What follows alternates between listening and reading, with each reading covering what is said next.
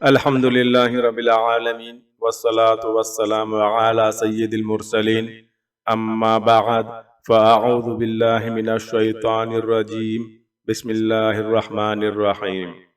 جیسا کہ ہم سب جانتے ہیں اعوذ باللہ من الشیطان الرجیم پڑھنے کی بہت ساری فضیلتیں ہیں، ان میں سے ایک ہے غصے کے وقت، جھگڑے کے وقت بھی اس کو پڑھا جاتا ہے۔ جیسا کہ حدیث مبارکہ میں ہے، نبی صلی اللہ علیہ وسلم کے سامنے دو آدمیوں نے آپس میں گالم گلوچ کیا۔ ان میں سے ایک کو غصہ چڑھنا شروع ہو گیا اور اس کا چہرہ سرخ ہونے لگا۔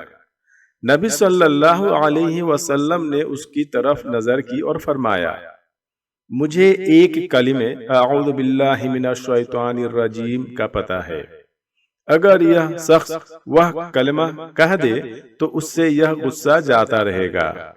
نبی صلی اللہ علیہ وسلم سے یہ بات سننے والوں میں سے ایک آدمی اٹھ کر اس شخص کی طرف گیا اور کہا، تمہیں پتا ہے کہ ابھی ابھی رسول اللہ صلی اللہ علیہ وسلم نے کیا فرمایا ہے؟ آپ نے فرمایا ہے، مجھے ایک ایسے کلمے اعوذ باللہ من الشیطان الرجیم کا پتہ ہے، اگر یہ شخص وہ کلمہ کہہ دے تو اس سے یہ کیفیت جاتی رہے گی۔ اس شخص نے کہا، کیا تم یہ سمجھ رہے ہو کہ میں جنوں کا شکار ہو گیا ہوں؟ صحیح مسلم حدیث نمبر 6647۔ ابھی اس کلمے کو اچھی طرح ادا کرنا سیکھیں گے۔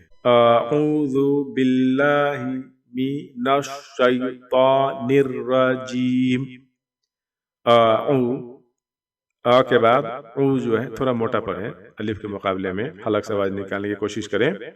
ذال پس ذو، اعوذ باللہ، باللہ، باللہ نہیں، اعوذ باللہ نہیں، تھوڑی تلفظ سدھاریں، میری آواز پہ غور کریں۔